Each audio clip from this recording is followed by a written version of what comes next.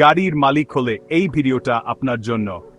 গাড়ি মেরামত কোন জাদু না, এটা একটা দক্ষতা আর পরিকল্পিত কাজ।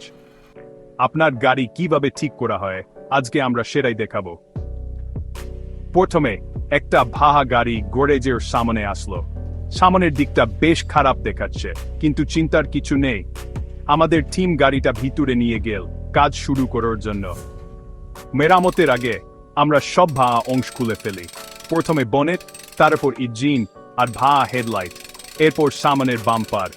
সব খুলে ফেলার পর ভালো করে পরিষ্কার করা হয়। এবার টুলসের পালা। আমরা হাতুড়ি, চেইন কোল জাম্প, ওয়েল্ডিং মেশিন, গ্রাইন্ডার, ড্রিল আরও অনেক কিছু ব্যবহার করি।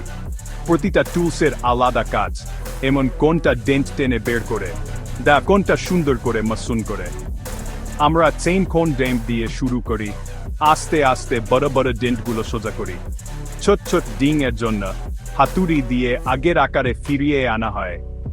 বাড়ি ঠিক হয়ে গেলে ইঞ্জিন লাগানো হয়, নতুন হেডলাইট বসানো হয় আর নতুন বাম্পার লাগানো হয়। দেখতে অনেক ভালো লাগছে তো। এরপর সামনের দিকে প্রাইমার দেওয়া হয়। তারপর আপনার গাড়ির রঙের সাথে মিলিয়ে ঠিক একই রঙের পেইন্ট স্প্রে করা হয়। পেইন্ট শুকিয়ে গেলে পলিশ করার সময় ফলাফল সামনের দিকটা একদম নতুনের মতো দেখাচ্ছে। শেষে গাড়ির চাবি মালিকের হাতে তুলে দেওয়া হয়। ভালো কাজ করতে পেরে আমরা গর্বিত।